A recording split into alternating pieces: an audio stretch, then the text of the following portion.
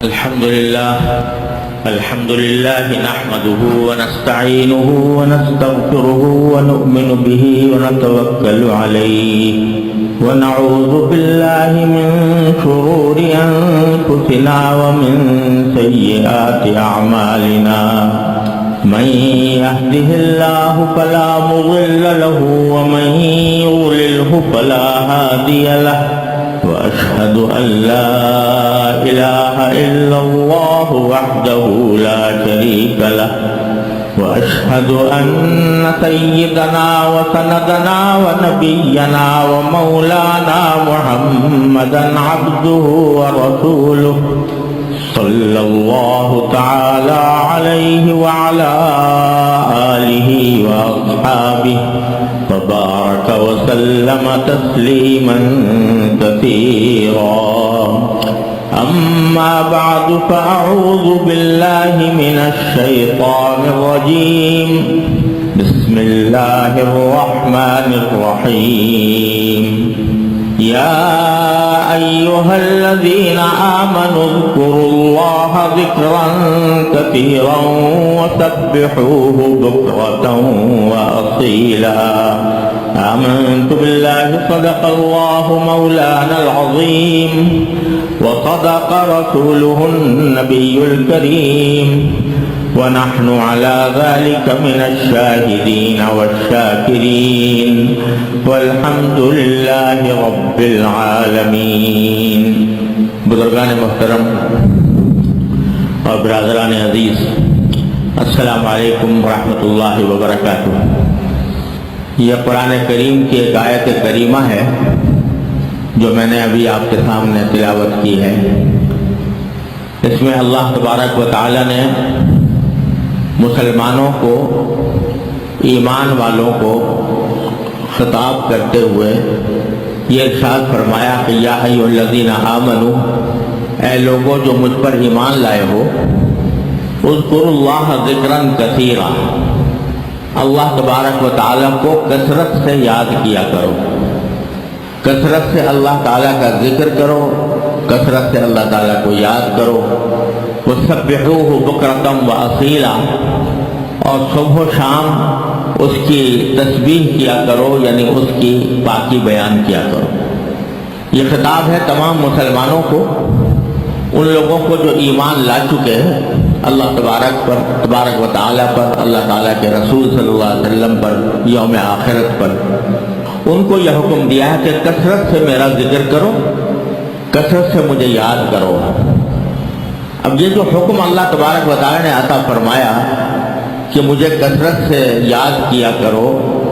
غور کرنے کی بات یہ ہے کہ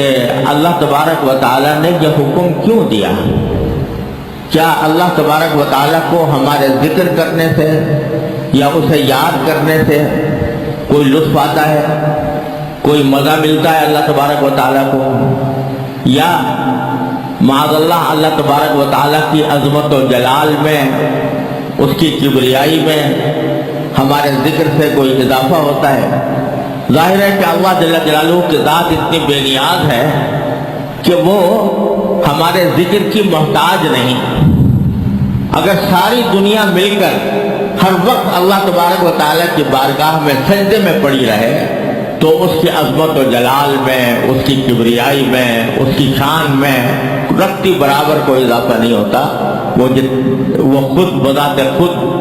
جو عظمت و جلال رکھتا ہے وہ ہمارے ذکر کرنے نہ کرنے سے بے نیاز ہے۔ اور اگر ساری کائنات فرض کرو اللہ تبارک و تعالیٰ کے ذکر سے غافل ہو جائے، اسے بھلا بیٹھے، تو اللہ تعالیٰ کا کوئی رتی برابر نقصان نہیں ہوتا۔ اس کی عظمت و جلال میں، اس کی کبریائی میں، اس کے تقدس میں کوئی گھاٹا نہیں آتا۔ پھر کیوں اللہ تبارک و تعالیٰ فرما رہے ہیں کہ تم مجھے کثرت سے یاد کیا کرو، کثرت سے ذکر کیا کرو میرا؟ تو غور کرنے سے یہ بات معلوم ہوتی ہے کہ در حقیقت یہ یاد کرنا اللہ تعالیٰ کو یا اللہ تعالیٰ کا ذکر کرنا، یہ خود انسانوں کی فلاح و بہبود کے لیے ضروری ہے۔ اس سے اگر فائدہ پہنچتا ہے تو انسان ہی کو فائدہ پہنچتا ہے، اللہ تعالیٰ کو کوئی فائدہ نہیں پہنچتا۔ انسان کو ایک فائدہ تو خیر یہ ہے کہ ہر ذکر کے اوپر اللہ تبارک و تعالیٰ کے ہاں اجر و ثواب ہے، آخرت میں انسان کے درجات اس سے بلند ہوتے ہیں، یہ تو فائدہ آخرت کا ہے۔ اور دنیا کا فائدہ بھی یہ ہے کہ اس دنیا میں جتنی خرابیاں ہوتی ہیں، جتنے گناہ ہوتے ہیں، جتنی معصیتیں ہوتی ہیں، جتنے ظلم ہوتے ہیں، جتنی ناانصافیاں ہوتی ہیں، جتنی بدعنوانیاں ہوتی ہیں، ان کے پیچھے اگر آپ دیکھیں گے تو یہی وجہ ہے کہ انسان اللہ تعالیٰ کو بھلا گیا۔ اگر کوئی شخص چوری کر رہا ہے تو چوری کیوں کر رہا ہے؟ اس واسطے کہ وہ اپنے خدا سے غافل ہو گیا، اپنے اللہ سے، اللہ تعالیٰ کو بھلا بیٹھا، اور اللہ تعالیٰ کے سامنے پیش ہونے کا تصور اس نے اپنے دماغ سے نکال دیا، اس لیے چوری کر رہا ہے۔ اگر کوئی بدکاری کر رہا ہے تو کیوں کر رہا ہے؟ اس واسطے کہ اللہ تبارک و تعالیٰ کے ذکر سے غافل ہو گیا، اس کی یاد سے غافل ہو گیا۔ اللہ تبارک و تعالیٰ کا دھیان اگر دل میں ہوتا اور یہ احساس ہوتا کہ مجھے ایک دن اللہ کے سامنے پیش ہونا ہے، تو نہ چوری کرتا، نہ ڈاکے ڈالتا، نہ زنا کرتا، نہ رشوت کھاتا، نہ سود کھاتا، نہ دوسروں کا مال چوراتا، نہ دوسروں کے مال پر حملے کرتا، نہ دوسرے کی جان پر حملے کرتا۔ اگر رشوت ستانی کا بازار گرم ہے، جیسے کہ آج کل ہم دیکھتے ہیں، کوئی دفتر ایسا نہیں ہے کہ جہاں رشوت کے بغیر کام ہو جاتا ہو، لوگ حرام خوری پر تلے بیٹھے ہیں اور رشوت کے بغیر کوئی کام نہیں ہوتا۔ تو رشوت لینے والا کیوں رشوت لے رہا ہے؟ اس لیے لے رہا ہے کہ دنیا کی زندگی تو اس کے سامنے ہے، لیکن آخرت کا تصور کہ ایک دن مجھے اللہ تبارک و تعالیٰ کے سامنے جواب دینا ہوگا، یہ پیسہ جو میں نے رشوت کے ذریعے کمایا ہے یا بدعنوانیوں کے ذریعے کمایا ہے، یہ میرے لیے آگ کے انگارے بنیں گے آخرت کے اندر، جہنم کے اندر مجھے ان آگ کے انگاروں کا سامنا کرنا پڑے گا۔ اگر یہ احساس اور اگر اس بات کا یقین دل میں ہوتا تو کبھی رشوت کا ایک پیسہ بھی نہ لیتا۔ اللہ تبارک و تعالیٰ نے جن کو یہ فکر عطا فرمائی ہے اور جن کو اللہ تبارک و تعالیٰ کا دھیان رہتا ہے کہ مجھے میرا اللہ دیکھ رہا ہے اور اللہ تبارک و تعالیٰ ہی کے سامنے مجھے پیش ہونا ہے، اپنے ایک ایک عمل کا بھی جواب دینا ہے اور ایک ایک پائی جو میں نے کمائی ہے اس کا بھی حساب دینا ہے، تو جب یہ احساس ہوگا تو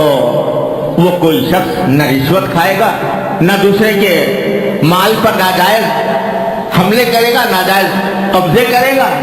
اس کے سامنے تو یہ بات ہوگی کہ مجھے ایک دن اپنے قبر میں جانا ہے، اللہ تبارک و تعالیٰ کے سامنے پیش ہونا ہے، لہذا اگر میرے پاس ایک پیسہ بھی حرام کا آ گیا، ناجائز طریقے سے آ گیا، تو یہ آخرت میں میرے لیے آگ کا انگارہ بنے گا۔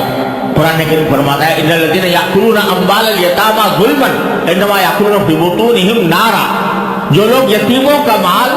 ظلمن کھا لیتے ہیں وہ اپنے پیٹ میں آگ کے انگارے کھا رہے ہیں۔ وَسَيَصْلَوْنَ سَعِيرًا، اور ایک ان قریب وہ ایک دہکتی ہوئی آگ میں داخل ہوں گے۔ تو اگر اللہ تبارک و تعالیٰ کا احساس، اللہ تعالیٰ کا دھیان دل میں ہو تو کوئی بدعنوانی کرنے والا بدعنوانی نہ کرے۔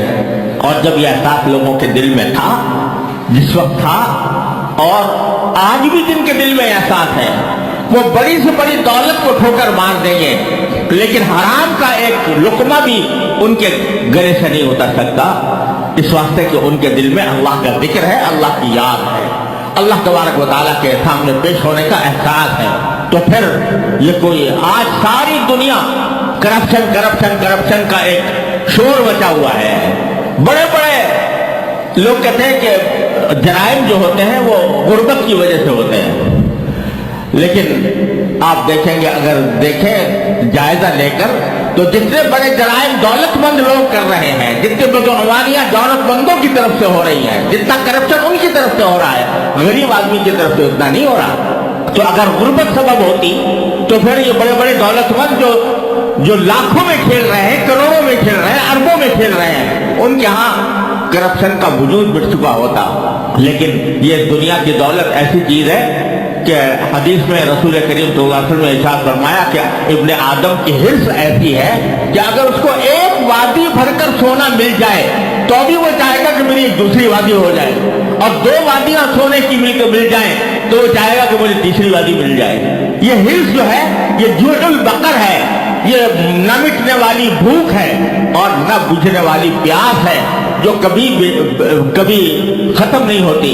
اور بڑا ہی بلیغ جملہ نبی کریم صلی اللہ علیہ وسلم نے ارشاد فرمایا کہ وَلَا يَمْلَأُ جَوْفَ ابْنِ آدَمَ إِلَّا التُّرَابُ. ابن آدم کا پیٹ مٹی کے سوا کوئی چیز نہیں بھر سکتی. جب